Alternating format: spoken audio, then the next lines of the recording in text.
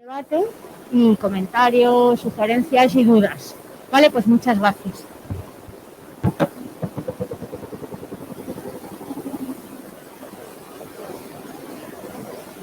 Me quito, vale.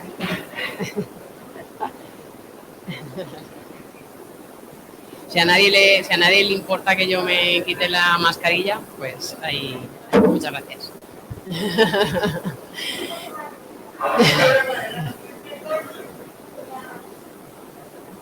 Bueno. No, pues lo primero, agradeceros la organización de la charla. También a nosotros nos viene muy bien porque es un trabajo que hemos realizado con otras organizaciones, esa revisión de los fondos europeos, esa revisión también del apoyo del Estado económico a grandes empresas, y nos interesa también utilizar todos los espacios y las vías posibles para comentar el trabajo que hemos hecho, las conclusiones que hemos sacado, las perspectivas que tenemos, un poco para compartir esas inquietudes con espacios sociales, con espacios culturales que luego pues se van a ir moviendo o creemos que es interesante también tener ese conocimiento de qué va todo esto, qué va a repercutir, cuáles son las consecuencias, son una oportunidad, no son una oportunidad, ¿no? Todas estas cosas que nos han ido diciendo. Y también agradecer a Charo la pedazo presentación que me ha hecho con tanto cariño, que muchas gracias. Entonces yo no sé si empezamos tenemos preparado una presentación de PowerPoint, porque todo esto de cifras, millones, programa por aquí, programa por allá, se aprueba en esta fecha, o sea que es a veces como un poco lioso todo esto, y a veces también el tener como los gráficos y las cifras ahí, pues como que es más fácil de entender, ¿no? Pues sí. Sí, han dicho que sí. Bueno, en el chat. Pues empezamos la presentación. Lo primero... ¿Qué ha pasado? Para la pantalla completa, sí.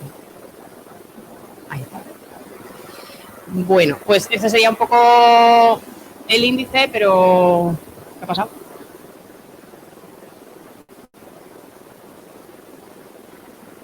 Vale.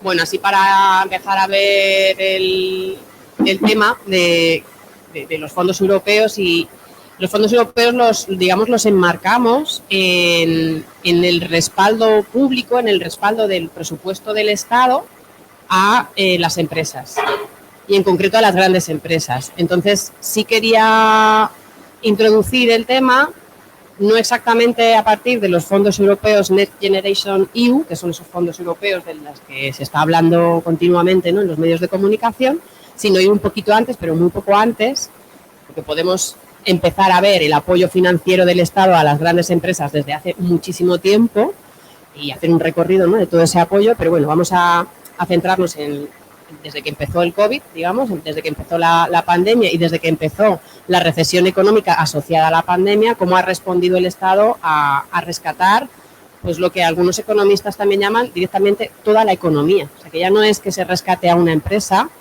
o a otra empresa, sino que directamente el dinero del Estado está sosteniendo la economía, ¿no? De ese paradigma neoliberal que decía que la economía funcionaba mejor sin el Estado, o que el Estado tenía que salir o estaba ya fuera completamente de la economía, nada más que para hacer alguna ley. Pues eso ahora hace aguas por todas partes, porque hay una inyección, una transfusión de dinero brutal a la economía para sostener la economía, ¿no? Entonces, como una primera mirada, que es en el segundo punto, ¿no?, la financiación pública a grandes empresas en el contexto de la COVID, por hacer primero un primer panorama antes de estos fondos que se han aprobado, ¿no? Entonces vamos pasando, porque hay al principio otra cosa, que eso no lo vamos a ver porque ya es demasiado, demasiadas cifras, demasiada cosa, o sea que la siguiente. Vale, sí, no, esto es también de antes. Eso podemos luego verlo si queréis en el debate, pero por ir directamente al turrón, que es esto, ¿no? En el contexto de justo se inició la pandemia, hubo la recesión económica, y las instituciones europeas y españolas respondieron bastante rápidamente para eso, ¿no? Sobre todo para rescatar a las empresas, porque en otras respuestas rápidas que tenían que haber ocurrido, pues no lo fueron tanto, ¿no? Como una inversión mayor en sanidad o preparar mejor todo lo que es el sistema educativo para una situación así, pues en eso no fueron tan rápidos, en esto sí, ¿no? Y en esto, hasta ahora, han inyectado una cantidad, el Banco Central Europeo, muy grande a grandes empresas para sostener sus negocios en base a dos programas, ¿no? Un programa de compras del sector empresarial, que lo tiene habitualmente y que ha inyectado, pues como veis ahí, 64.000 millones de euros comprando una herramienta financiera que se llama un bono de deuda. Es deuda. Es como un crédito que piden las empresas, pero en vez de ser un crédito al banco, pues lo ponen en un formato que se llama bono y se lo venden a la Unión Europea, al Banco Central Europeo, que se lo compra y se queda con esos bonos de deuda. Eso no lo puede hacer una pequeña y mediana empresa. Un bono de deuda es un instrumento financiero que solo lo puede crear una gran corporación con un músculo financiero fuerte, que sea una gran empresa, ¿no? Y ahí veis, ¿no?, cómo entre las 210 empresas transnacionales que han recibido todo ese dinero, pues hay 18 empresas españolas que, como veis, no es que sean especialmente pequeñas, ¿no? Están las constructoras como Abertis, ACS, está el Corte Inglés, está Enagas, que es también una empresa de gas bastante importante, Ferrovial, Iberdrola, Naturgy, Repsol, las grandes, ¿no? Aparte de ese programa, hay otro programa del Banco Central Europeo que también se creó en el contexto de la pandemia para también inyectar liquidez a estas grandes empresas, ¿no? Y hasta ahora ha comprado bonos por valor de 16.526 millones de euros. Vaya, o sea que los millones ya llegaron antes también a las grandes empresas, un poco para hacernos esa idea, ¿no? Eso por parte del Banco Central Europeo. De todo lo que, eso es un dato así interesante, de todas las compras que hicieron el Banco Central Europeo, hemos visto, sobre todo esto lo ha analizado el ODG, que es otra organización que también ha estado detrás de todo este rescate del Estado a las empresas, y ha observado cómo dentro de 6 grandes empresas, como es Airbus, Shell, Total, Repsol, E.ON y la otra no me acuerdo, pues, y BMW, que les han inyectado una parte importante de dinero a través de esos bonos, ven que entre sus accionistas, principales accionistas, lo que hay son fondos de inversión que son los dueños del mundo. Los grandes fondos de inversión que tienen la propiedad de las grandes empresas transnacionales que tienen muchísimo dinero, ¿no? Pues se ha rescatado o se ha inyectado mucho dinero público a empresas que tienen dentro de sus propietarios a los grandes dueños del capital del sistema económico, ¿no? Y que además han repartido dividendos.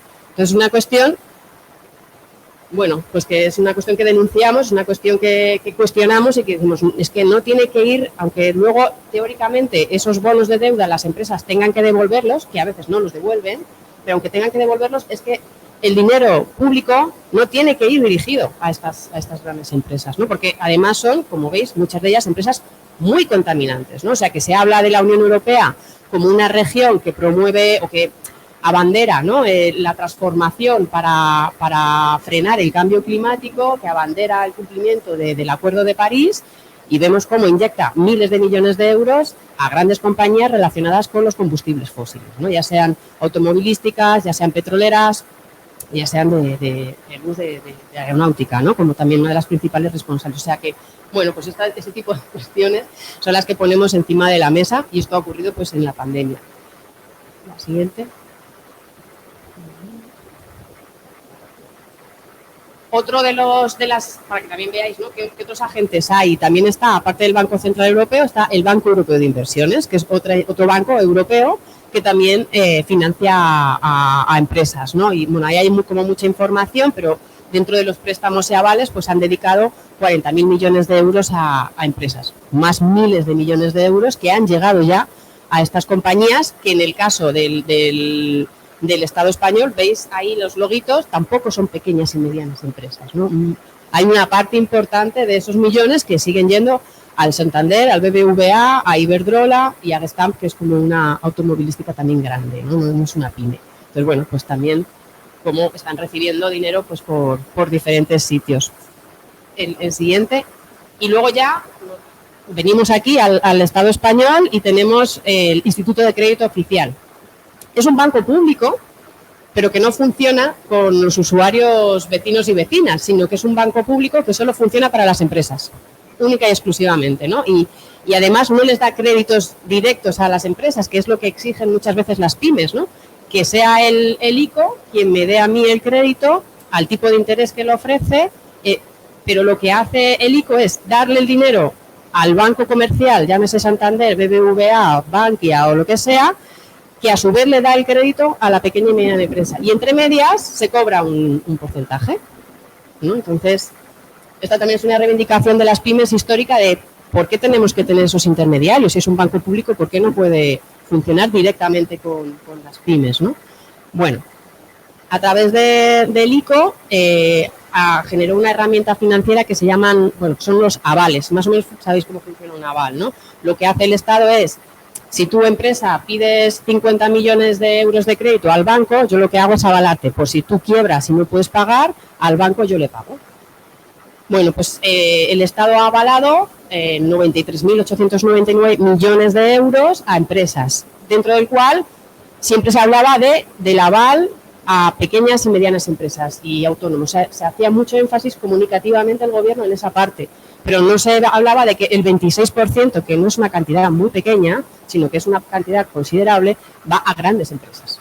Se ha avalado a grandes empresas y ahora vemos algunas de las cuales, ¿no?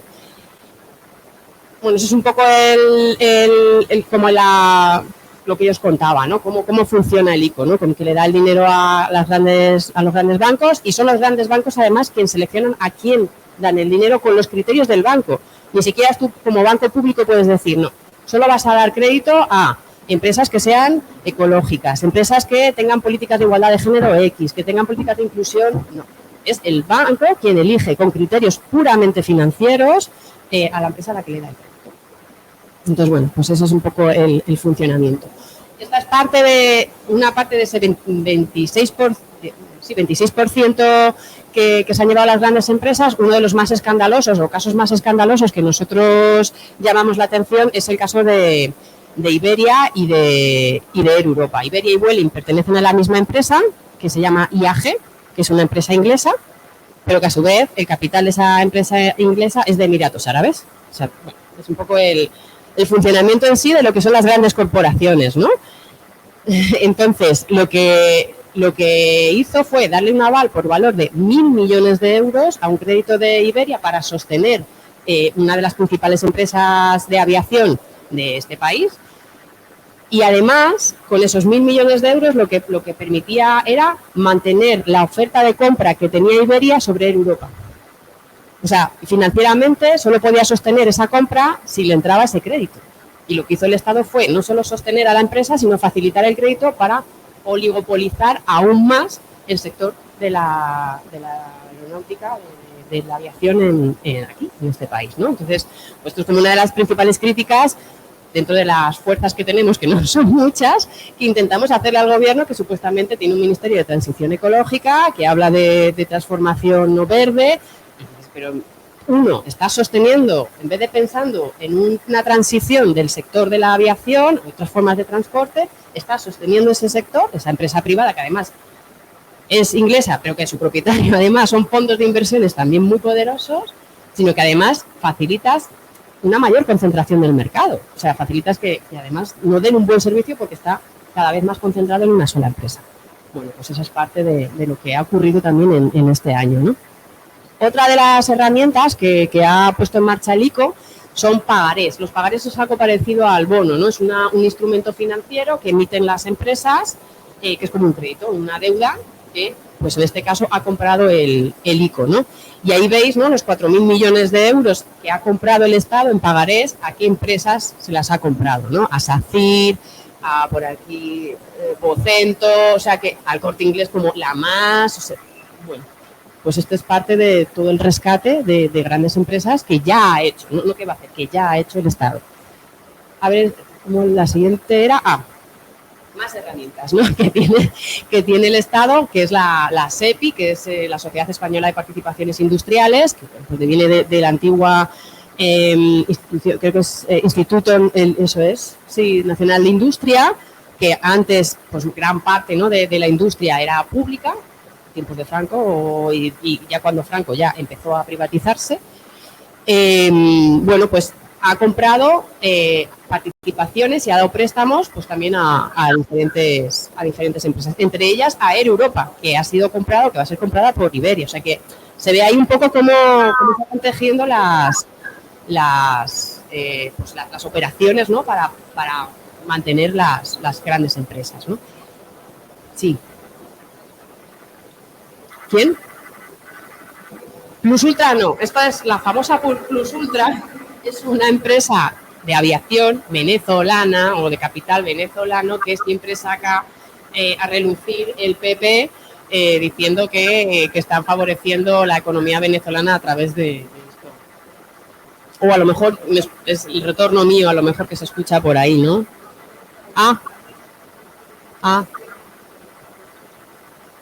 Bueno, no sé.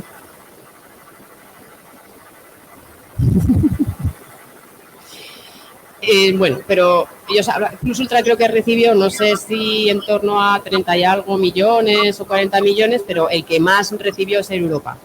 Y Barceló y Globalia, que son las grandes cadenas turísticas, son dos también de las que recibieron bastante dinero. O sea que bueno, hablan de eso porque les interesa, pero hay otros rescates más sangrantes. Y CESPE, que es la compañía española de seguros, seguro de créditos a la exportación, CESPE, que es semipública, y también ha puesto líneas de créditos para las empresas también por valor de millones de euros, como podéis ver ahí. Son diferentes, ¿no? Como veis, hay muchas instituciones europeas, españolas, que ya han aportado una cantidad muy importante que se han llevado de manera considerable las grandes empresas. ¿Qué pasa con los avales? ¿Qué pasa con los créditos? Yo creo que es el retorno de algo, no sé de qué. Creo que soy yo.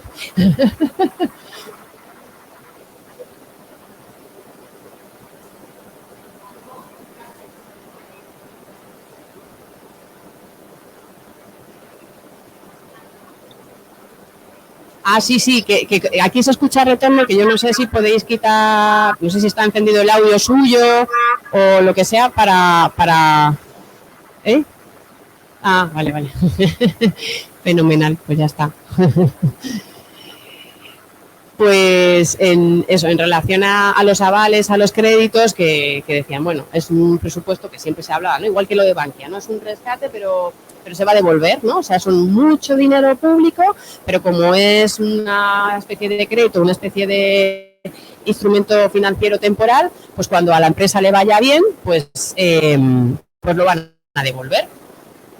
Bueno, pues no solo ya tenemos la experiencia de Bankia, ¿no? De que no se ha devuelto todo el dinero público, el enorme dinero público que se transfirió a ese banco para rescatarlo, sino que ahora Calviño, la ministra, está planteando que gran parte de esos avales a empresas que las asuma el Estado como deuda. Es decir, que ya no tengan las empresas que devolverlo, sino que sea ya parte de la deuda española. Bueno, digo Bankia, pero también hablo de la Sareb, ¿no? De todo lo que es los activos tóxicos de los bancos que pasaron a la Sareb, que lo tenían ahí como con la Sareb, que es también semipública, como que no contara como deuda, pero la Unión Europea ha dicho esto es deuda, y es deuda pública española, porque es una cosa que ha asumido esos activos tóxicos. Bueno, pues esto va por el mismo camino y pues ahí ya hay una información de condonar.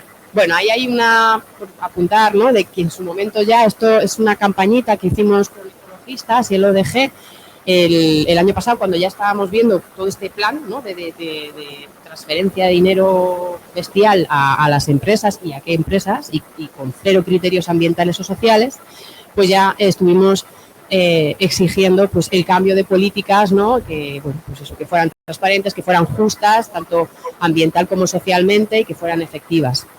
Que hubiera criterios que exigieran realmente el cumplimiento de estas cuestiones para que accedieran a fondos públicos. Bueno, no nos hicieron mucho caso, la verdad, y para variar, y ahí sigue la cosa. Esto es el contexto en el que, porque muchas veces se analiza estos fondos europeos como un instrumento nuevo, como que no están en un contexto. Sí, ¿verdad? Yo no sé cómo.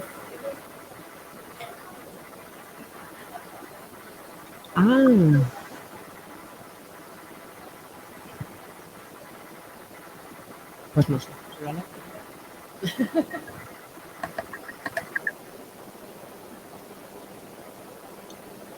¿Está apagado? ¿Hola?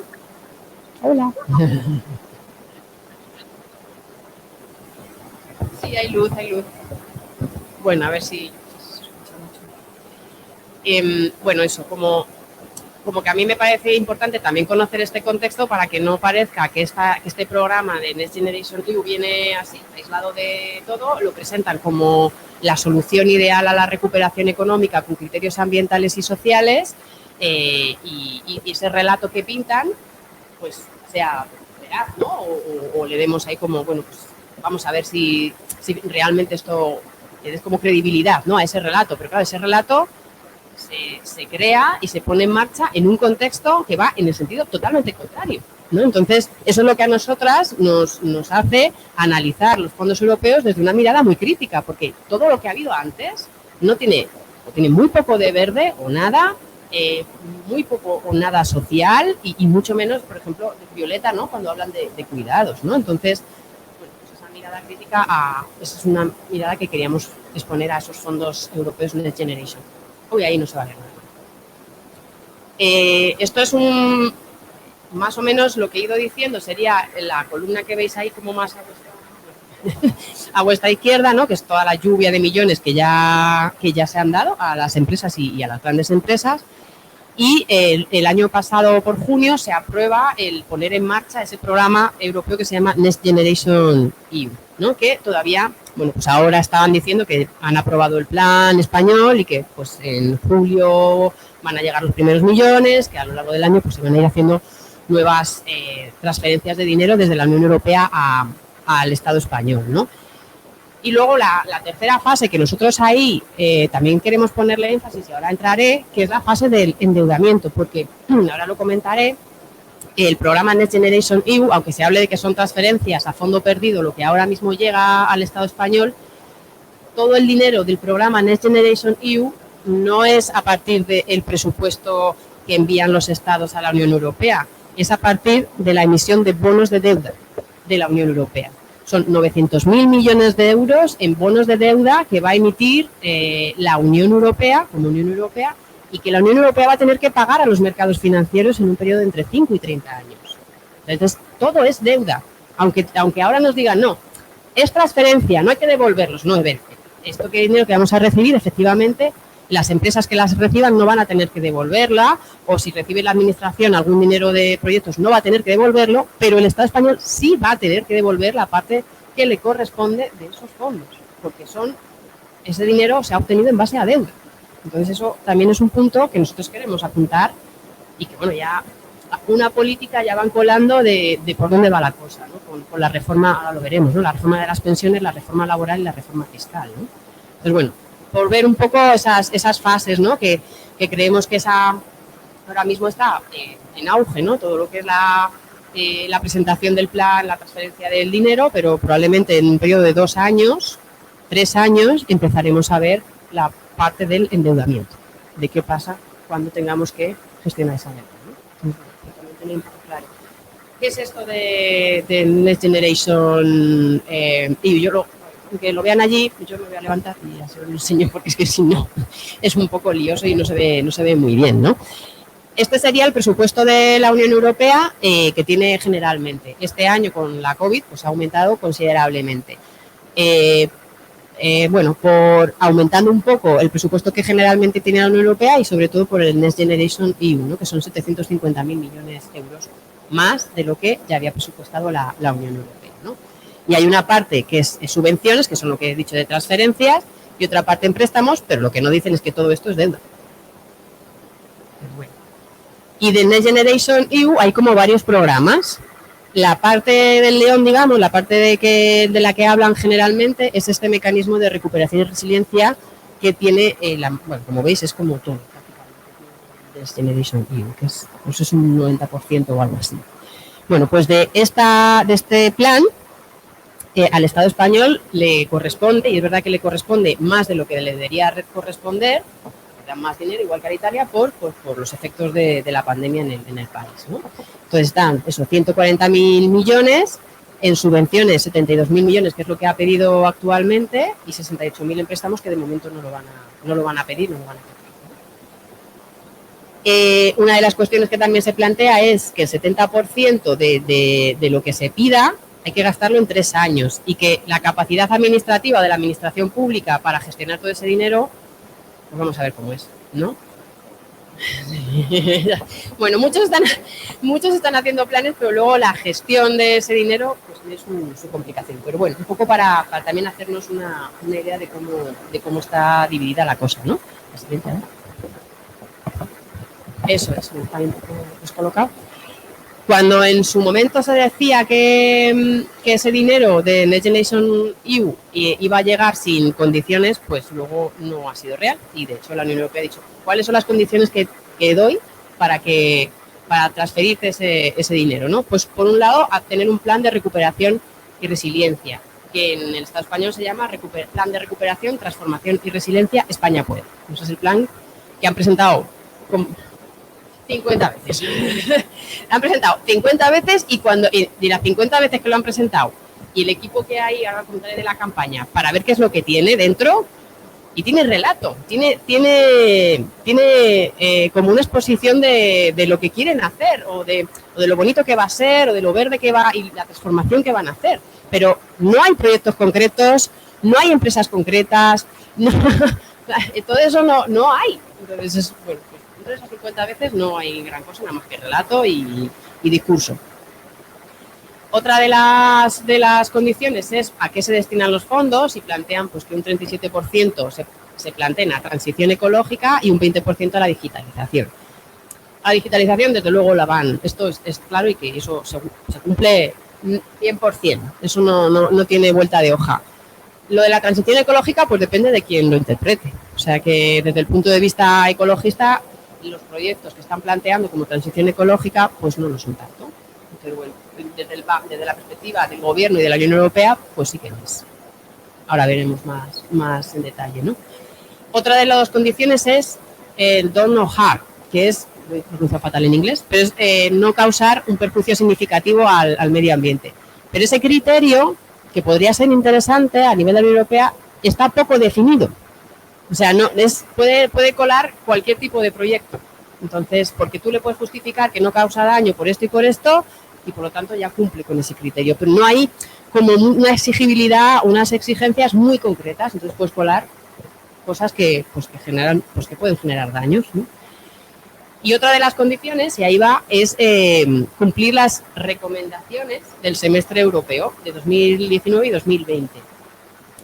Recomendaciones, hablan de recomendaciones, pues no obligaciones. O sea, cuando la Unión Europea te dice tienes que cumplir las recomendaciones del semestre europeo, son obligaciones que tienes que cumplir sí o sí, si no quieres que te presionen o te asfixien económicamente en la Unión Europea, como lo hizo en su momento con Grecia, ¿no?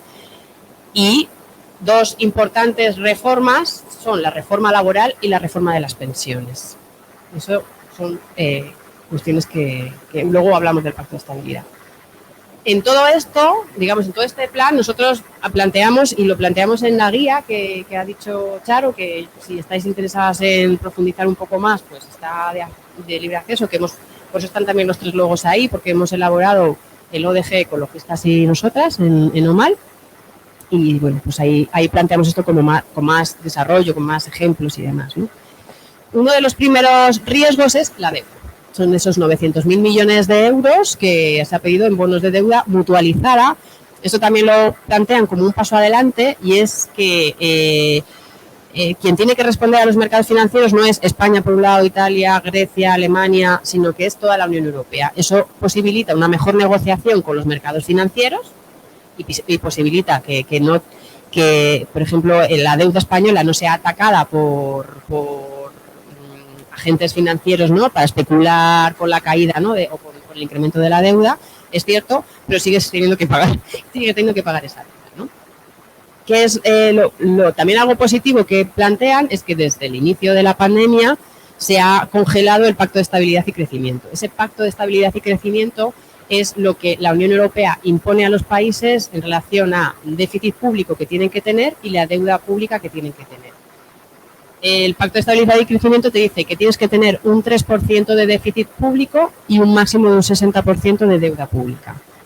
Ahora mismo estamos en un 9% de déficit público y en un 120% de deuda pública. Claro, como evidentemente la recesión económica ha sido brutal, y ha sido también brutal el apoyo estatal, ¿no?, para rescatar la economía, han tenido que congelar ese mecanismo porque es que no había quien lo respetara, vamos, ni nosotros ni nadie, ¿no?, por toda la inyección de dinero público. Pero no han eliminado esa herramienta, la han congelado. Y de hecho ya hablan de el año que viene es posible que no se active, pero el año siguiente sí. ¿Cómo narices vas a bajar del 120% de deuda al 60% y del 9% de déficit público al 3%, ¿no? Según la teoría económica capitalista, todos estos dineros van a servir para generar una onda de crecimiento fuerte económica que generen los suficientes ingresos para que la gente, las empresas paguen suficientes impuestos para poder reducir esa deuda, reducir el déficit, generar más presupuesto público. Esa es la teoría. Nosotros creemos que eso no va a ocurrir, que puede haber un cierto crecimiento económico, que se van a recuperar los beneficios de las empresas, pero que no va a repercutir en reducción de deuda pública ni en reducción de déficit público, ¿no? Por mucho que digan. Por lo que creemos que en cuanto se active van a poner en marcha los ajustes estructurales que ya vivimos después de 2012, en 2012 lo van a poner en marcha exactamente igual. Y que si es verdad que ahora mismo tener recorte presupuestario en sanidad o en educación tiene muy mala prensa, digamos, pero es que para pagar la deuda con esa deuda que vamos a tener, pues nos van a presionar bastante para que hagamos ese tipo de políticas, ¿no? De hecho, con el plan de estabilidad y crecimiento congelado, ya la Unión Europea te está marcando que la reforma del sistema de pensiones para hacerlo viable. Para hacerlo viable financieramente quiere decir que reduzcas tu gasto, tu inversión en las pensiones. Es decir, que ya incluso con eso congelado te están diciendo controla tu gasto público, ¿no? Entonces, bueno, pues eso para nosotros es una amenaza muy seria que tiene este plan, ¿no? Otra de los riesgos que le vemos es que que las principales beneficiadas van a ser, de nuevo, las grandes empresas transnacionales. También se habla de fondos que van a repercutir en fortalecer, en mejorar el tejido de la pequeña y mediana empresa, que es la más numerosa, digamos, en la economía española, pero vemos que van a seguir potenciando los beneficios de las empresas transnacionales. De hecho, cuando hablan del plan, ¿no?, España puede, como una gran oportunidad de transformación de la economía española, ¿no?, que ha dicho el gobierno, para nosotros, viendo lo que ha ocurrido antes y por dónde va esto, lo que creemos es que no hay transformación ninguna y lo que hay es como apuntalar la base económica que ya existía y los beneficios de las grandes empresas españolas que son las protagonistas del capitalismo. Esto es lo que nosotros vemos, o la amenaza que nosotros vemos. Y es lo que hemos discutido en el Congreso, concretamente con pero bueno, pues es una cosa que también queremos poner un poco sobre la mesa. ¿No? Pasa porque vamos a ir pasando para adelante, pero bueno, no sé quién lo gestiona. Esta, por ejemplo, está bien. ¿Por qué decimos, o por qué, y se lo decíamos al DESO, no hay información y la información que tenemos nosotros apunta a la dirección que estamos nosotros afirmando, ¿no?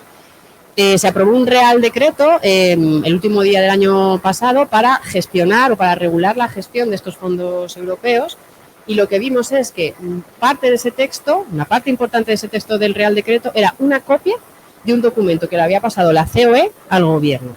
Y ese documento que tenía la COE estaba hecha por abogados de los principales despachos de bufetes que hay en el Estado español, ¿no? Garrigues, PricewaterhouseCoopers, bueno.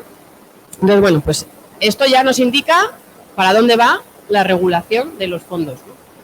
Y luego, por otro lado, vemos cómo la administración está contratando...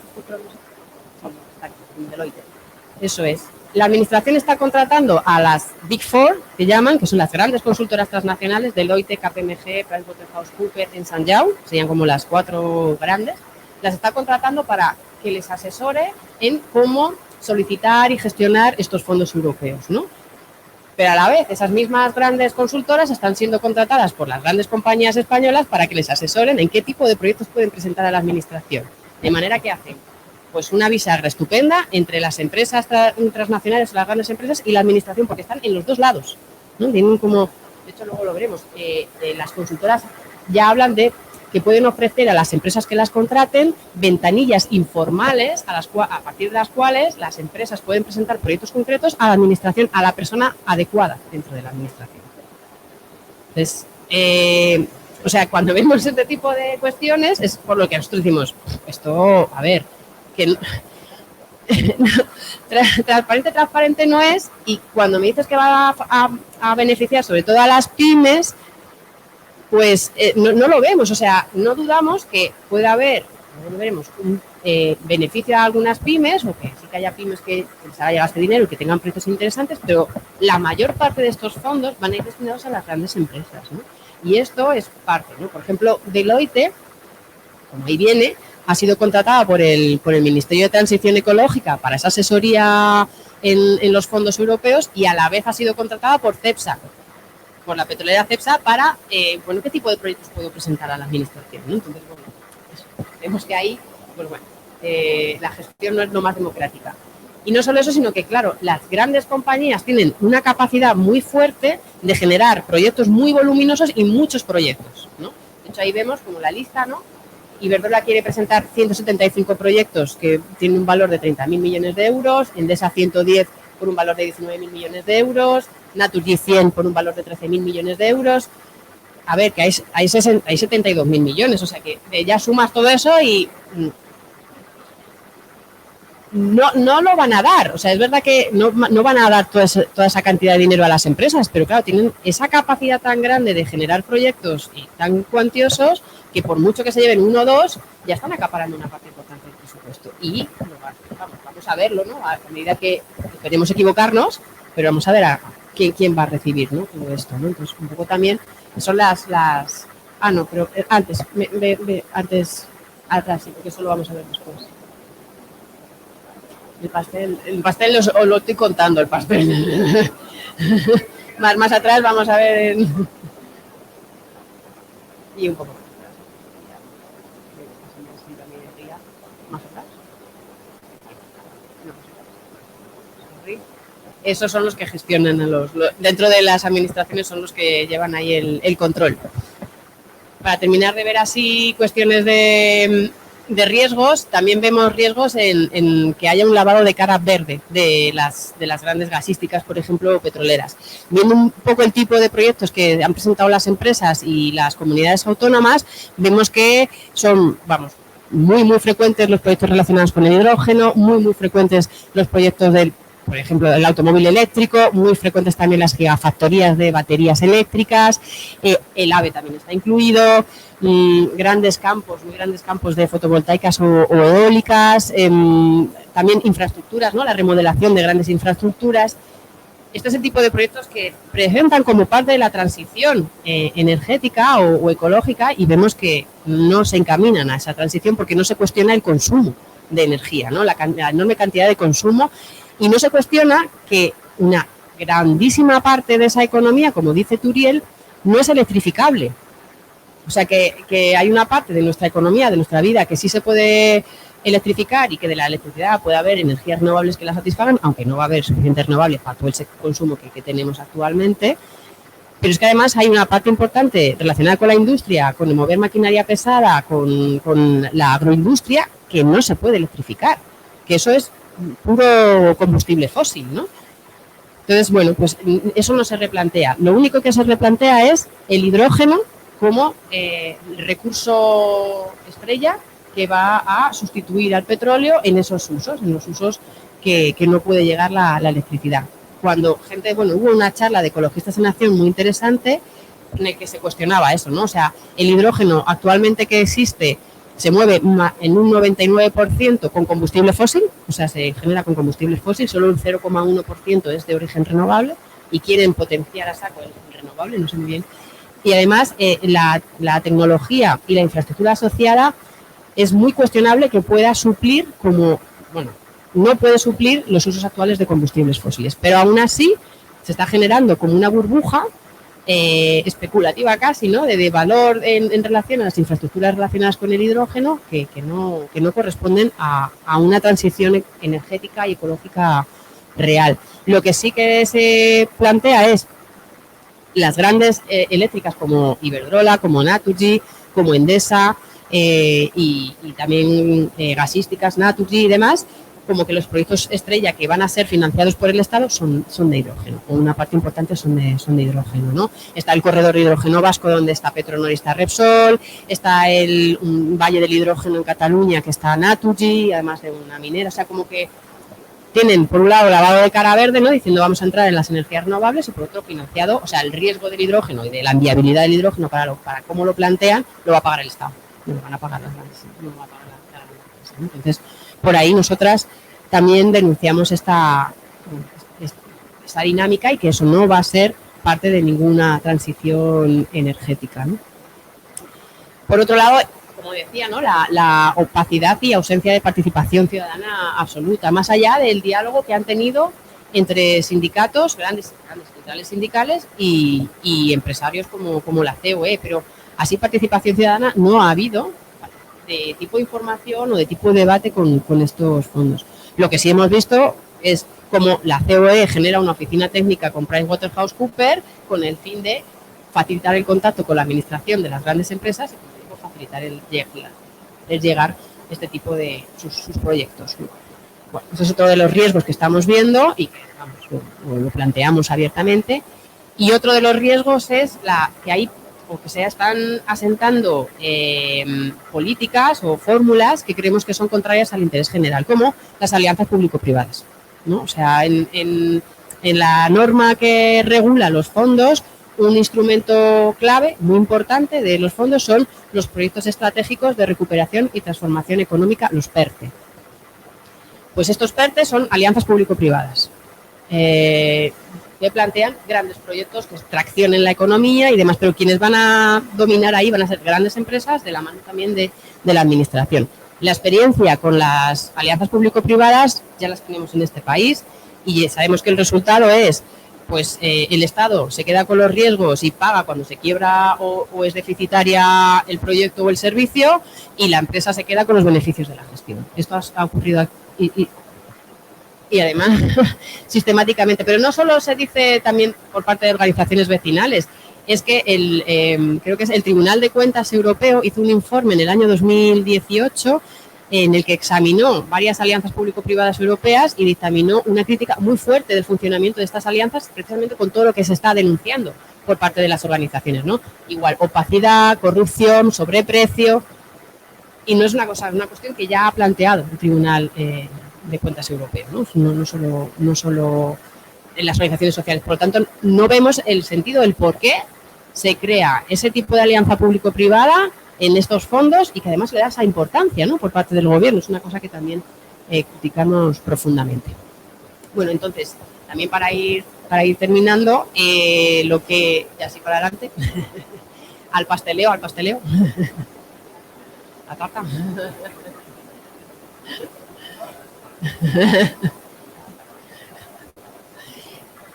Cuando pues vimos, ¿no? Los fondos, estuvimos examinando, analizando los riesgos que tenía, ¿no? Las tres organizaciones nos coordinamos con otras organizaciones más para, bueno, pues para sacar una campaña estatal que criticara los Next Generation, los fondos, ¿no? Y criticara esta cuestión, ¿no? Como que el pastel se iba a repartir a las grandes empresas. Bueno, y han estado, o sea, se ha hecho alguna se ha hecho alguna acción, se hizo una acción, pues fue el año pasado, un poco para dar a conocer los fondos, y bueno, hay fotos pues en varias ciudades. En el caso de Madrid pues hubo como una acción delante justo del Congreso de los diputados, precisamente para denunciar todos estos fondos, ¿no? Y lo que están representando y las consecuencias que pueden tener. Bueno, no sé si pasar a las propuestas, que no se ven, porque están muy chiquitas. Pero bueno, más o menos las propuestas que tenemos, una crítica muy fuerte a toda este rescate, ¿no? Por parte del Estado a las empresas. La principal es, pues, el principal riesgo que nosotros consideramos, que es la deuda, pues plantarle cara, ¿no? Y decir, no vamos a asumir esta deuda. O sea, se pueden generar otro tipo de políticas para incrementar los presupuestos públicos que destinar a una inversión a una transformación económica, si quieres, ¿no? Y políticas fiscales, hay muchas posibilidades, ¿no? Por ejemplo, incrementar considerablemente los impuestos a las grandes fortunas y a las grandes empresas transnacionales, que no se ha querido hacer, ¿no? Hacer todo un plan también público para atajar todas las figuras que actualmente existen de elusión fiscal, que tienen figuras pues como las SOCIMIS o las SICAP, ¿no? Que son grandes fortunas que meten ahí dinero y que apenas pagan impuestos. Pues elimina esas figuras. Y también haz buenas inspecciones fiscales a las grandes corporaciones que tienen una ingeniería fiscal considerable para ver cuáles son las vías de escape que tienen tanto de elusión como de evasión fiscal. O sea, tienes muchas posibilidades de incrementar considerablemente los impuestos con este tipo de herramientas, ¿no? Bueno, pues hazlo antes de entrar en mecanismos de deuda. Otras de las cuestiones es si generas o si tienes una parte de tu economía en base a deuda, al menos que no te generen condicionalidades como los planes de ajuste estructural que nos van a aplicar. O sea, que no nos apliquen esos recortes, sino que apliquen otro tipo de medidas para poder pagar ese dinero, como por ejemplo esas reformas fiscales. Y una de las cosas que también vemos interesante, y que eso lo proponía el OEG, que es potenciar las auditorías de la deuda y auditorías ciudadanas de la deuda, ¿no? Que haya control público sobre esa deuda para saber si la deuda que ha adquirido el Estado es legítima y es legal, porque a veces las instituciones públicas o los gobiernos han generado una deuda enorme, por ejemplo la M30, y a lo mejor pues la ciudadanía no se lo ha pedido o las consecuencias que ha tenido esto pues no responden a las necesidades de las personas. ¿Por qué tenemos que pagar todas este tipo de endeudamientos, ¿no? Pues eso como una primera de las propuestas. Otra propuesta es, por supuesto, promover todo lo que es la desmercantilización y remunicipalización de muchos de los servicios, fortalecer los servicios públicos, sanidad, educación, dotar a la administración, ¿no? de mayor capacidad para que todo este tipo que si realmente se quiere hacer una transformación, que tenga en cuenta los cuidados, ¿no? Que tenga en cuenta ese trabajo de cuidado, ¿no? de la salud, de la educación, de servicios básicos como el agua o la electricidad, desmercantiliza, nacionaliza, remunicipaliza y no solo eso, no solo que tenga ese control público, sino que además favorece la participación de la ciudadanía en este tipo de ámbitos para que haya un buen control social, un buen control público de eso que es básico para las vidas de las personas, ¿no?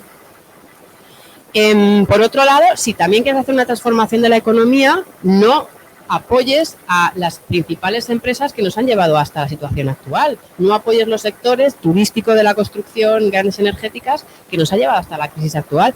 Apoya a otro tipo de empresas que ponen otras lógicas que no son las capitalistas, que funcionan con parámetros de cooperación, de apoyo mutuo, de satisfacer necesidades de las personas y no de lucro. Apoya la economía social y solidaria. Es complicado porque son pequeñas todavía, porque no, ese salto de escala no lo han dado, bueno, pero hay mecanismos que la propia economía social y solidaria tiene propuestas en ese sentido que es posible, ¿no? Que la administración facilite este tipo de apoyo público para fortalecer y que dé esos saltos de escala que necesita la economía social y solidaria, ¿no? Sí, lo que decía, ¿no? También el fortalecer el modelo público-público y no público-privado, ¿no? Sino fortalecer ese tipo de alianzas público-público. También comentaba un compañero de la Hidra de poner en cuestión la propiedad, ¿no? O sea, que todo sea o propiedad del Estado o propiedad del mercado, pues ¿por qué no también facilitar otro tipo de propiedad como la propiedad comunitaria, ¿no? O sea, como cuestionar también esas cuestiones. Que se me pira. Bueno, también estas cuestiones más relacionadas con criterios. O sea, si cualquier empresa que reciba apoyo público tenemos que ser muy exquisitos y muy exigentes con el tipo de actividad que tiene esa empresa, ¿no? Y para eso consideramos que tiene que haber unos criterios de exclusión de si tienes filiales en paraísos fiscales no vas a recibir dinero. Si estás multado por la Comisión Nacional del Mercado de la Competencia porque tienes competencia desleal, no vas a recibir dinero público. Si estás investigada en un proceso de corrupción, no vas a recibir dinero público. Son criterios mínimos que consideramos que son básicos antes de que haya dinero público que se inyecte en estas empresas, ¿no? Y por otro lado también incorporar que si la empresa sí que favorece esa transformación, esa transición real a parámetros más sociales o más ambientales, pues sí que favorecer que reciban esto, Sí, es un poco...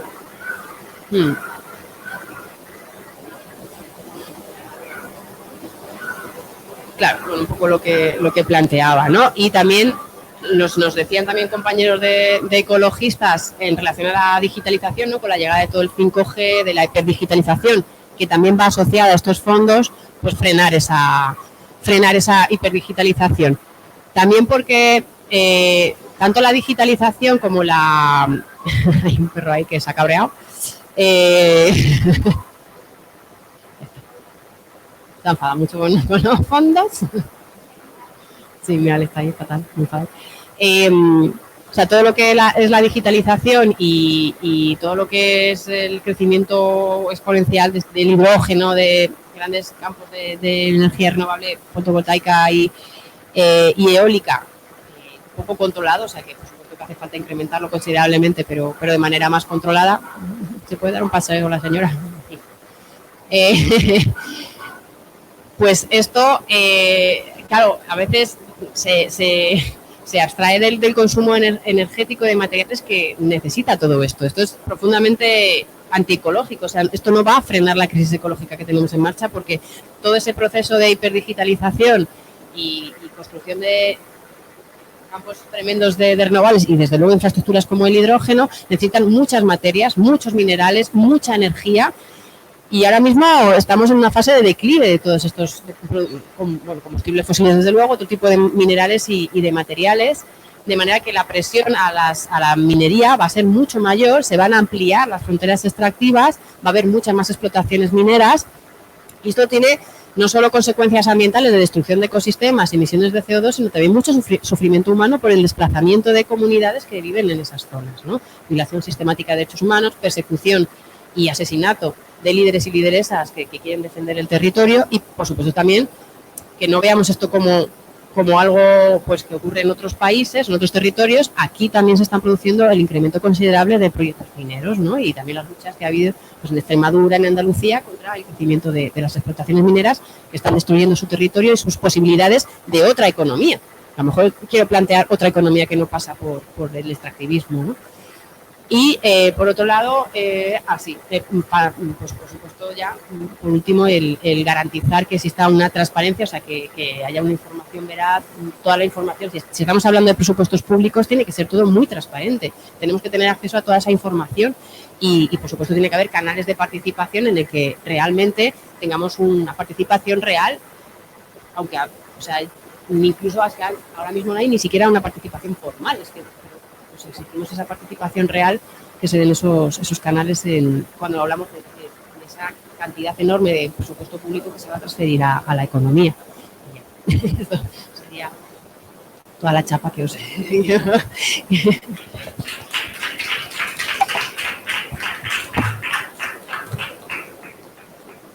Bueno, pues gracias. Es un tema bastante intenso porque o sea, son un montón de actores distintos que normalmente a la mayor parte de la ciudadanía no son ajenos. O sea, que cuando nos los cuentas digo, madre mía, por Dios, ¿por dónde empezamos? ¿No? Pero que, por otro lado, yo creo que ha estado clarísima la exposición, ¿no? De por dónde van los tiros, ¿no? Y del entramado que siguen enredando, ¿no? Que no va para nada a favor de hacia dónde deberíamos de ir, sino solo a consolidar, ¿no? las políticas y las paradigmas, ¿no? del modelo capitalista. Entonces, ahora sí que, bueno, pues o dudas, o sugerencias, comentarios, o decir, pues mira, yo estoy encantada porque trabajo en Repsol. Bueno, pues fuera. No, bueno, en plan un poco para distender así un poco la cosa, porque ese factor también existe, ¿no? Hay muchas que tenemos gentes queridas que trabajan para los malos, ¿no? son gente diríamos de plantilla, ¿no? Pero también esas tensiones se dan, ¿no? Entonces, bueno, pues también un poco pues para ver qué comentarios tenéis.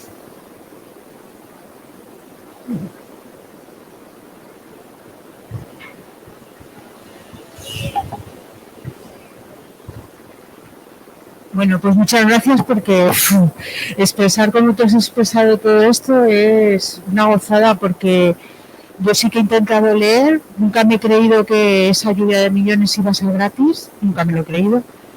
he intentado ver el proyecto de residencia del señor, del gobierno, y esto es un rollo. Y desde luego me ha quedado muy claro que esto lo pagamos y lo vamos a pagar muy duro. O sea, no es una cuestión de nos va a salvar, va a ser un flotador para unos años, pero un flotador que nos va a dejar en mitad del mar como no hagamos algo. Y esto viene de la mano de la sociedad. Y luego, por otro lado, bueno, estamos más comprometidos. Espero que sea comprometida.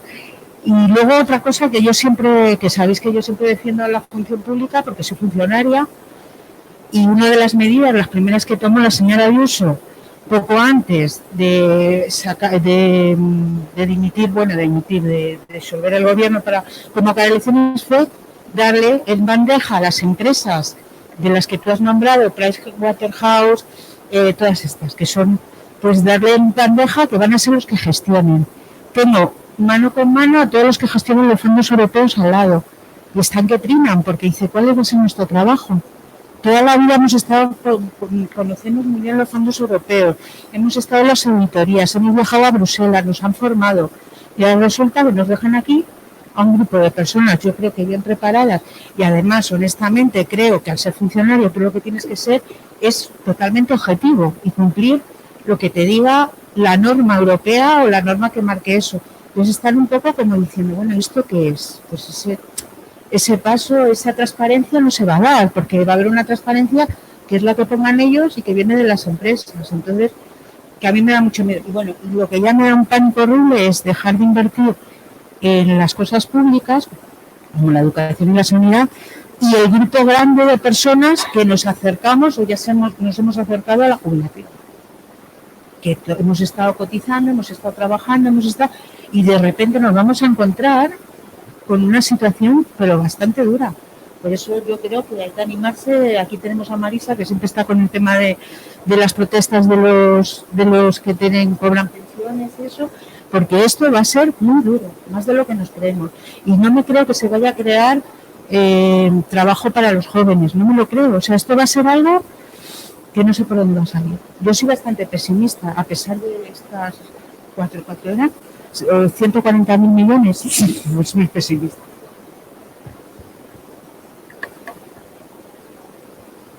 No, yo solo quiero darles las gracias porque los nombres los olvidaré, pero el proceso, el croquis, se puede hacer fácilmente. Y cuando Elena decía lo de la sociedad, pues, no, soy más realista que ella. No soy pesimista, soy realista. ¿Dónde está la sociedad? O sea, en nuestro organigrama estamos muy dormidos.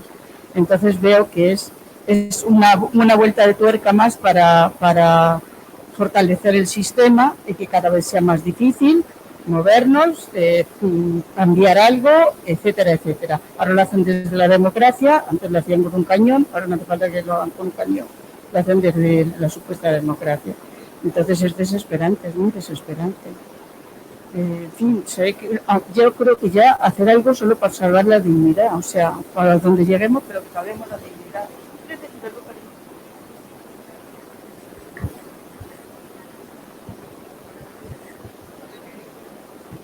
Hola, muchas gracias. Me ha encantado. Que muchas gracias. Y yo lo que quería saber es si nos podías dar alguna idea concreta para poder luchar contra eso.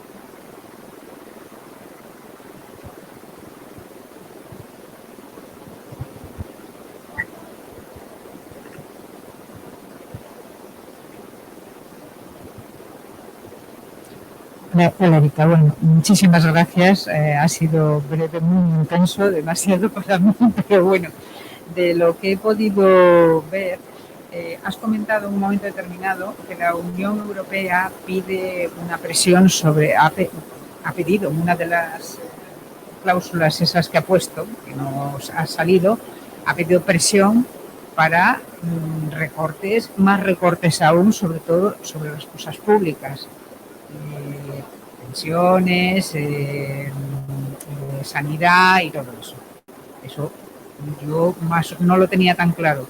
Pero luego tú has comentado de que la mejor solución sería, efectivamente, insuflar más dinero a la cosa pública, a lo que tenemos público.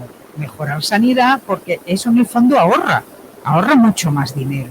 Está claro, porque hasta ahora yo creo que nos han vendido la moto de que la colaboración público-privada, de que, bueno, yo no te puedo atender en la sanidad, te mando a estos señores que están aquí al lado, que tienen presita, y lo pagamos nosotros, ¿no?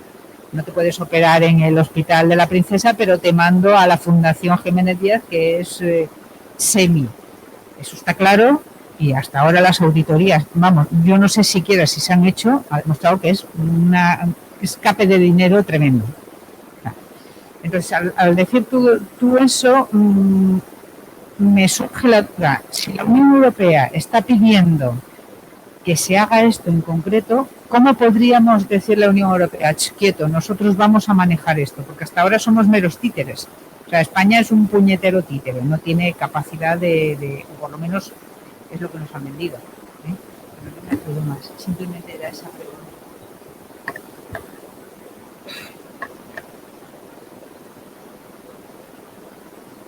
Bueno, yo llego un poquito tarde, pero me parece muy interesante lo que estabas hablando.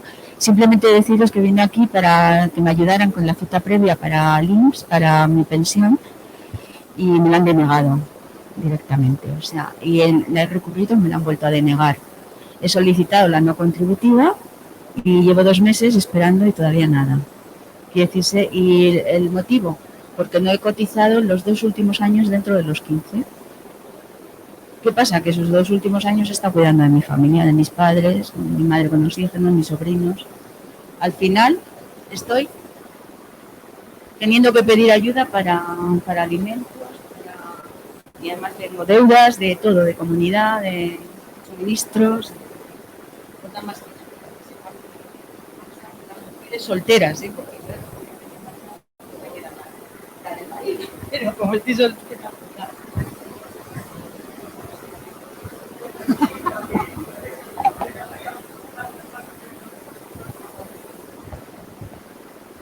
Pues así por hacer así como también alguna idea, ¿no? Tampoco, pero bueno, como alguna idea.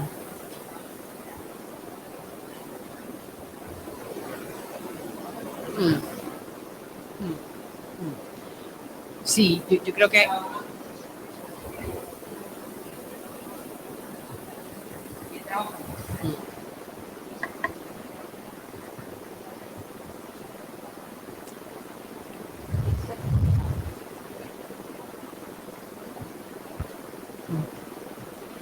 claro, yo creo que ahí claro, hay una simetría brutal entre, pues lo intentaba también como plantear, ¿no? En el inicio de la charla hay como una simetría brutal entre la capacidad que tienen las grandes empresas de tener un apoyo, un sostén por parte del Estado, con la capacidad que tienen las personas, y las personas con mayor vulnerabilidad, más aún, como la simetría enorme de la incapacidad que tienen esas personas de tener ciertas vías de vida digna, ¿no? Soportadas por el Estado, ¿no? Lo complicado que es en determinadas situaciones eso, acceder pues a una pensión, al nuevo, ¿no? Ingreso mínimo vital, a cuestiones, ¿no? de servicios básicos, pues ya sea agua o ya sea electricidad, o sea, las enormes dificultades que existen y la enorme falta de cobertura, ¿no? De estas cuestiones básicas para una vida digna de las mayorías, ¿no? Eso es lo que también nos mueve a muchas, ¿no? Y en este espacio, pues, seguro, también mueve como esas asimetrías tan bestias, es como, no puede ser, ¿no? Esto hay que transformar totalmente las relaciones de poder, que hace que la mayor parte del presupuesto público, que viene en gran parte del IVA, del IRPF, se destine a las empresas, a rescatar a las empresas y a grandes empresas en vez de a rescatar a las personas, ¿no? Que es una de las reivindicaciones que también tenemos, ¿no? Y bueno, un poco por ahí, ¿no? El conocer ahí todas estas herramientas, todo para saber un poco por dónde va las políticas públicas en esta crisis, y para, bueno, pues cuando salgan debates o haya asambleas o hablemos con la gente, pues un poco pues mira, pues yo no lo veo tan así, lo veo de otra manera y existen estos riesgos que hay que tener en cuenta y preparémonos pues para cuando se hable de la reforma del sistema de pensiones, que es una de, ahora lo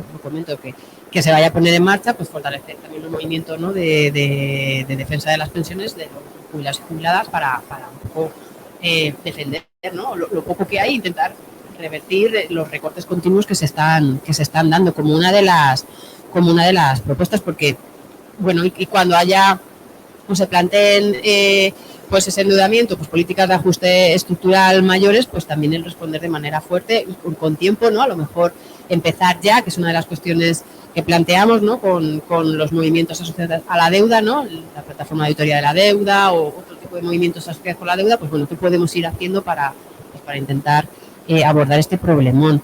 Los recortes, realmente no está, la Unión Europea no está diciendo que recortes ahora, eso no lo plantea. Nosotros sí que decimos que con la deuda que se va a generar va a plantear recortes en un futuro, como ya los ha planteado. Ahora no los está planteando, ahora lo único que está planteando es una reforma laboral que en principio plantea que sea para que haya una menor temporalidad y para que haya mayor contratación de jóvenes. Ya veremos un poco en qué queda, veremos al final cuál es el acuerdo al que se llega.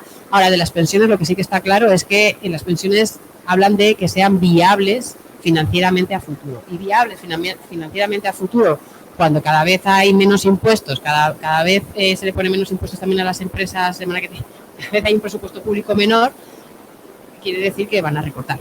O sea, eso es así, ¿no? Entonces, bueno, eso es una de las cosas que sí que están pidiendo. Y una reforma fiscal que tampoco sabemos muy bien qué parámetros están hablando. No creo que la reforma fiscal vaya a ser, como he dicho, el meter más impuestos a grandes patrimonios, ¿no? Bueno, pues estas son estas cosas, ¿no? Una idea concreta para luchar contra todo esto, ¿no? Pues lo que tenemos ahora mismo, siendo también como complicado de entender, es tedioso, como una maraña, como que no sabes muy bien cómo por dónde empezar, es a generar información para, pues eso, hablar en las asociaciones vecinales, con otras organizaciones, a generar debates.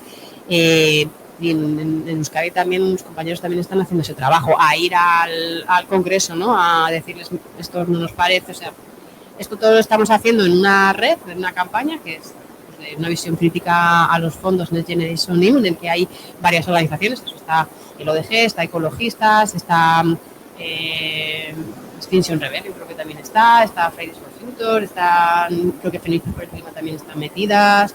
Hay como varios colectivos metidos en el que, bueno, pues estamos intercambiándonos información continuamente de cómo están transcurriendo las cosas y estamos también, pues hay un grupo de trabajo que está examinando lo último publicado del Plan España Puede para saber exactamente qué hay.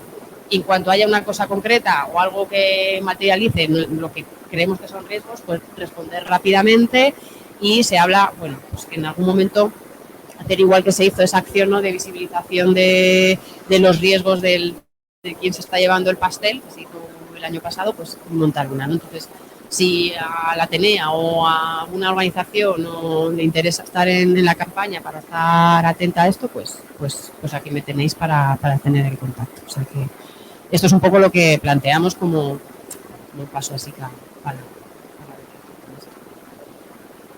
sí, yo quería hacer primero como un comentario, porque me parece que no se le da importancia la parte positiva que tiene o que has saltado porque no corresponde a este momento, que también puede ser el hecho de que la forma de afrontar la crisis económica generada por la pandemia es radical por parte de la Unión Europea, es radicalmente diferente a la que utilizó en la anterior crisis bancaria. Es decir, que el anatema de recortes, austeridad, el de no deuda mutualizada, que eso, bueno, le costó la cabeza y mucho más a Grecia, pues de pronto eso no la saca nadie. Entonces, esto no es porque ellos se hayan vuelto buenos ni porque nuestra perspectiva sea, vale, venga, son mejores chicos, ¿no? yo creo que han ocurrido dos cosas que son importantes y esa es la parte que creo como que es favorable, ¿no? La de que la desigualdad generada ha sido tan brutal que empieza a cuestionar políticamente la estabilidad de la Unión Europea, por un lado, y por otro, la incapacidad del sistema. Bueno, en esa sí que has hecho más hincapié, ¿no? La incapacidad del sistema de seguir por una senda que parece imposible de mantener, ¿no? De ahí toda la palabrería verde, llamémoslo así por resumir, ¿no? Entonces, lo digo porque, claro, eso nos abre puertas. Es decir, sus intenciones, las de este gobierno y la de la Unión Europea con estos fondos, son las de apuntalar el sistema y apuntalarlo, como siempre, a costa nuestra con estos planes que van a repartir entre las grandes empresas. Pero a la vez el sistema está cada vez como con más agujeros, lo que quería decir. Entonces, bueno, pues por ejemplo, tú antes has sacado, yo he seguido un poquito solo el tema de la minería de Cáceres. Claro, ahí se enfrenta la única mina de litio, creo que es el yacimiento más importante de Europa, de litio. El más importante no tengo ni idea. Vale, sí, hablan para 25 años de explotación, que esto siempre es un poquito así. Pero eso está a 30 kilómetros de la zona monumental de Cáceres.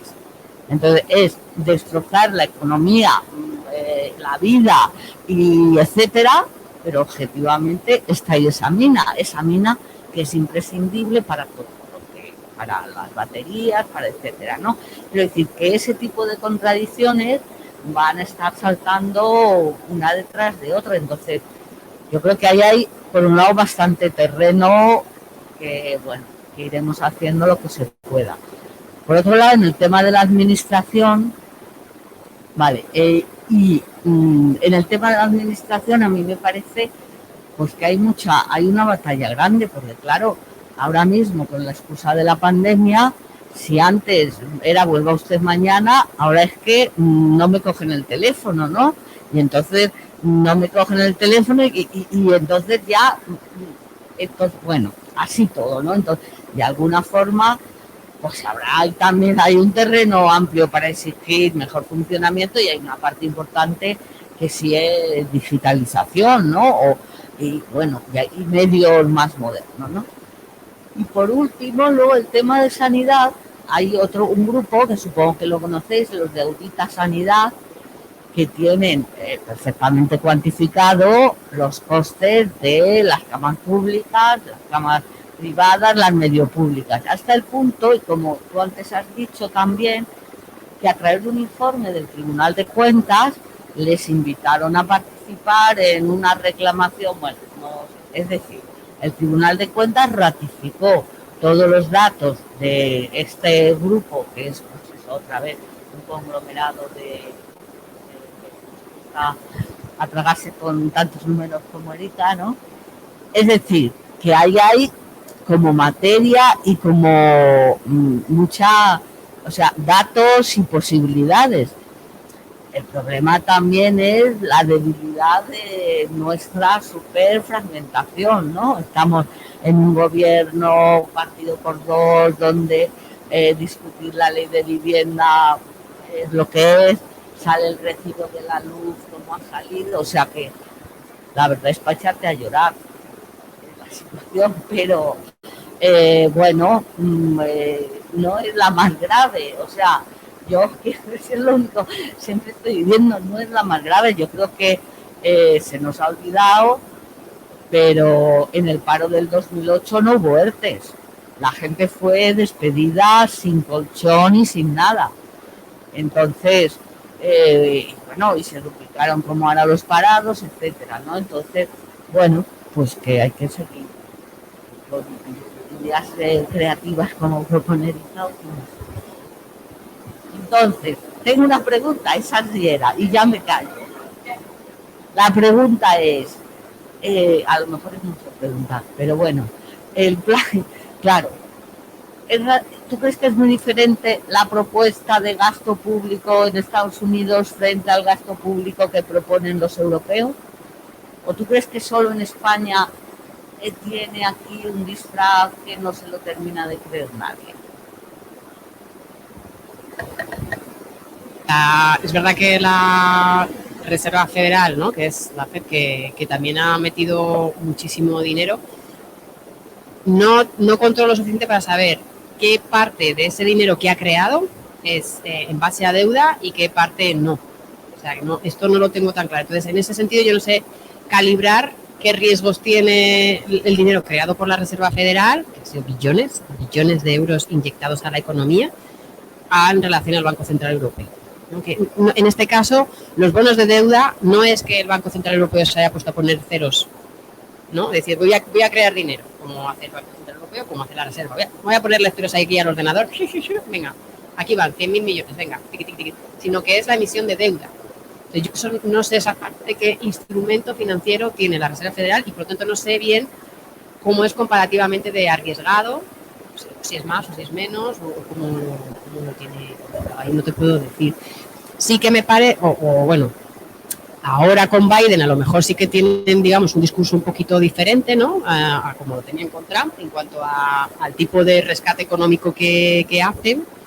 En el caso de la Unión Europea no hay duda, tienen un discurso muy bien elaborado con el Pacto Verde Europeo, con cuestiones sociales, que luego cuando vas a la inyección de dinero en bonos a las empresas en concreto, o cuando ves el tipo de grandes proyectos que facilitan, o cuando ves que el lobby del gas consigue llegar muchísimo mejor al comisario de energía, pues hay mucha hipocresía, ¿no? Hay una diferencia brutal, ¿no? En Estados Unidos eran muy coherentes, ¿no? Con lo que había Trump, con lo que había, eran muy coherentes, ¿no? Muy claro hacia qué economía capitalista tenían. Con Biden a lo mejor, pues bueno, tienen otro tipo de relato y yo no sé si eso luego va a ser más o menos coherente. No, en relación a lo que planteabas también, es verdad que es diferente, ¿no? O sea, que es verdad que ahora la deuda es mutualizada y no es una deuda que se tiene que comer con mayor riesgo Grecia, Italia, Portugal y España, eso es cierto. Es verdad que ahora nos están exigiendo ese plan de ajuste estructural, pero no nos fiamos porque cuando se activa el pacto de estabilidad y crecimiento es que como te van a obligar a pagar en un contexto que creemos que no va a ser de crecimiento económico fuerte, van a exigir en un futuro esos recortes. Hay diferencias porque además la crisis de 2008 fue una crisis financiera, sobre todo, ¿no? Bancaria, financiera. Pero ahora mismo la crisis la continuidad de la crisis, pero que ha tenido una mayor manifestación con el coronavirus, es una crisis productiva, de la economía productiva. Por eso también están los ERTEs, ¿no? O sea que también el ERTE es porque es que toda la economía se te va a la mierda, pero toda, ya no solo el sector de la construcción, es que toda.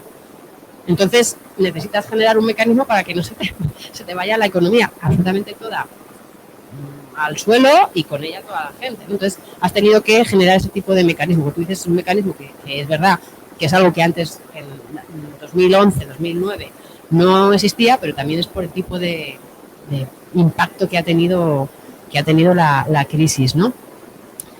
Bueno, eso, no nos fiamos y yo también estoy totalmente de acuerdo en explotar, como dices, todas esas contradicciones que tienes, ¿no? O sea, que hablas de transición, que hablas de transformación del modelo hacia parámetros de mayor resiliencia, ¿no? O sea, han apoderado la palabra resiliencia, ¿no?, que viene del ecologismo y ya, igual que transición ecológica, se han apoderado de ese concepto y ya pues es para su lógica, ¿no? Pues explotar esas contradicciones yo también veo que es una mina ahí donde lugar, ¿no? O sea, de plantearles esas cuestiones. Y son cosas que con el análisis, lo que pasa es que ahora no hay nada concreto, pero cuando hay alguna cosa concreta es agarrarle y decir, esto no tiene sentido con el plan que tú dices, que es tan verde, tan...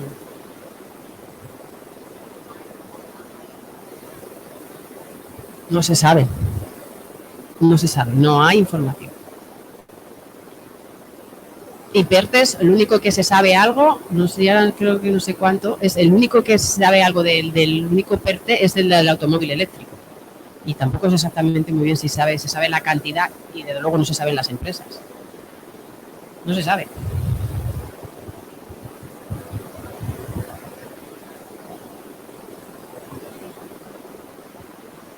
factor que hace que los pequeños, las pymes, no puedan acceder a esto, y es los propios protocolos y documentación que hay que presentar. Por eso todas las grandes tienen un equipo jurídico que les ayuda a buscar todo o sea, nosotros no es que lo hayamos intentado mucho, pero dijimos, yo trabajo, sabéis, en una cooperativa, somos pocas personas, pero tenemos un claro enfoque ecosocial clarísimo. Bueno, pues a lo mejor alguna migaja, aunque solo sea para promover la alimentación agroecológica, para tal. Bueno, cuando ves, ¿no?, lo poco que todavía que ha trascendido, que tampoco es que tal, que lo que exigen, dices, es imposible, o sea, no me puedo meter aquí. Y nosotros somos muy, muy pequeños, pero es muy probable que a las medianas empresas les pase algo parecido, que requieran de un equipo jurídico, técnico, que sepa manejarse ahí. Y que van a decir que abren cosas, pero luego la propia realidad es como cuando le dicen a una abuelita que se meta en internet para manejar un documento. Pues es que no puede ser, ¿no? Porque no está hecho para una abuelita, ¿no? Pues igual. Entonces que es una forma también de controlar y que al final todo llegue igual que la política agraria común, igual que, o sea, luego al final, tanto por los puntos por los que te dan o los protocolos que hay que seguir, es imposible. Y es una cosa que está ahí, ¿no?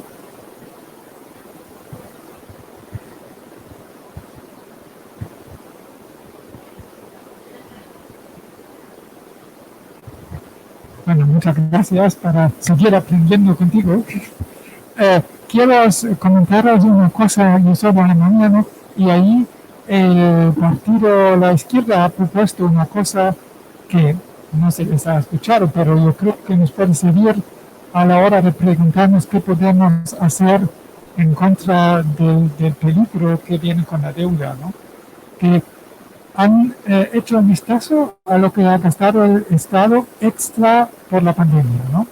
Y entonces han dicho, ¿quién puede pagar este dinero? Y han hecho una calculación bastante fácil. Los 10% en Alemania de la gente tienen 50% de la riqueza, más o menos. Esto solo muy vago, no lo sé exactamente, pero han calculado si de sus fortunas pagan una cuota bastante pequeña extra, porque ellos son los que tienen el superávit de lo que pasa ahora del crecimiento teórico, que pagan una cuota de 0.1-0.3% de sus fortunas. Se puede pagar lo que ha pagado el Estado extra para la pandemia en 2 o 3 años. Y yo creo tener estos cálculos y publicarlas puede ayudar para afrontar los riesgos de quién va a pagar esta deuda. Hay que hacerlo concreto y hay que decir, bueno, ahí está la gente, tiene dirección y tiene cuentas y lo puede pagar sin ni darse cuenta, porque son tamaños tan pequeños para ellos que es posible. Es una propuesta, solo una propuesta. Claro que no es mayoritaria. Pero yo creo que pero transmitir estas ideas con cifras me parece muy importante. Un poco al hilo de lo que estás tú comentando, yo creo que fue 3 años que Anticapitalistas hizo una campaña que se titulaba así como "La minoría peligrosa son los ricos", ¿no? Entonces es algo que de pronto te cambia imaginarios, te hace pensar de otra manera, ¿no? Porque nuestra sociedad ve que la riqueza está vinculada al éxito y a la capacidad de crear cosas como si fuesen de la nada y al valor intrínseco de determinadas personas, cuando sabemos que estructuralmente somos así. Pero eso lo sabemos unas cuantas personas críticas, no sé qué, pero si cuando tú de pronto dices que todas estas personas que están en las listas como personas de éxito, ¿no?, han basado su fortuna en estos mecanismos y tal, y que son la minoría peligrosa porque no pagan impuestos, porque no revierten nada en lo social, y por supuesto porque tienen una huella ecológica mayor 1000 veces que cualquiera de nosotros y nosotras, ¿no? Pues creo que ese tipo de campañas que sirven para romper imaginarios son muy importantes. Y creo que ahí deberíamos de tener un poco más de creatividad, de pequeños mensajes, porque la mayoría de la gente que está pasando por allí no está aquí, no estaba pensando esto de qué va. Y tenemos que llegar a la gente con cosas, creo, que no requieran a lo mejor pues que se lean un documento, y es así, ¿no? Y lo hemos visto, ¿no? Y tenemos luego por el otro lado que esas campañas tienen que ser lo suficientemente, además, generando entusiasmo, ¿no?, para la acción, porque tenemos aquí en el cogote a la ultraderecha también. Y la ultraderecha, desde mi punto de vista, en esta situación puede pescar mogollón. Entonces yo creo que ahí ese tipo de cosas me parece que tenemos que pensar más, o sea, tenemos que ser capaces de generar imaginarios deseables. Y desde mi punto de vista, los imaginarios deseables son cuando los construyes con los otros y las otras. Y eso es muy potente, pero necesitamos construirlo y no solamente esto es fatal, esto es horrible, esto va por aquí, porque es que por ahí pues tenemos lo otro, ¿no? Pero claro, ¿cómo lo hacemos? Yo tampoco tengo la fórmula, ¿no? Pero a mí me encantó esa campaña y después de verla en redes yo la utilizo mucho en temas de consumo, ¿no? Cuando doy charlas de consumo, cuando tomo la huella ecológica de los ricos con respecto a los pobres y luego digo, ¿quiénes son los peligrosos? ¿Quiénes generan el cambio climático en mayor medida? ¿Quiénes tal? Pues, o sea, como visibilizar que la riqueza, ¿no?, como el exceso de riqueza como algo no deseable y desde el punto de vista ético malo, ¿no? Riqueza o poder o lo que sea, ¿no? Entonces, bueno, como darle la vuelta a cantidad de cosas que la gente por la calle piensa, ¿no? Amancio Ortega, pues es que Amancio Ortega es el éxito de este país, pero ¿en qué ha basado la creación de la fortuna Amancio Ortega?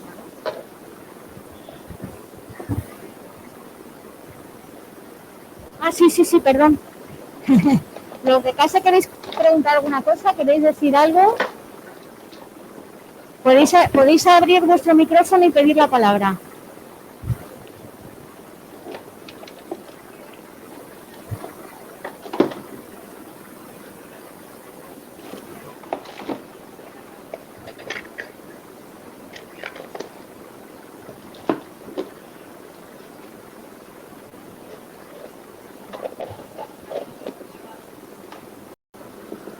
Hola, soy Paul.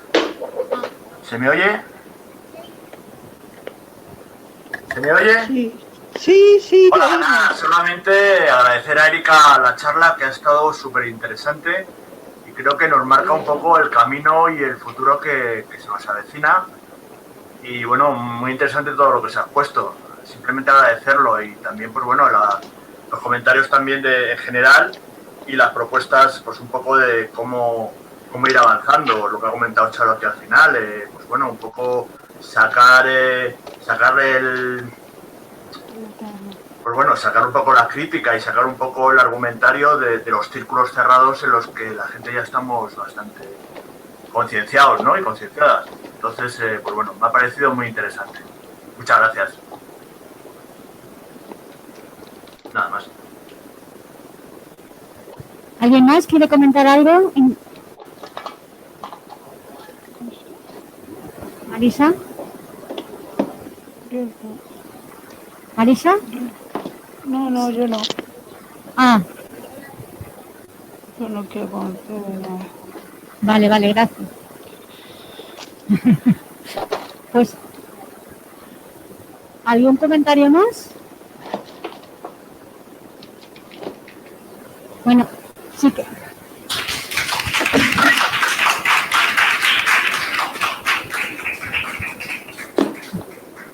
Pues la verdad es que ha estado fenomenal. Yo creo que no se ha clarificado mucho, ¿no? Porque hemos oído hablar cosas y yo no lo sabía repetir. O sea, como... O sea...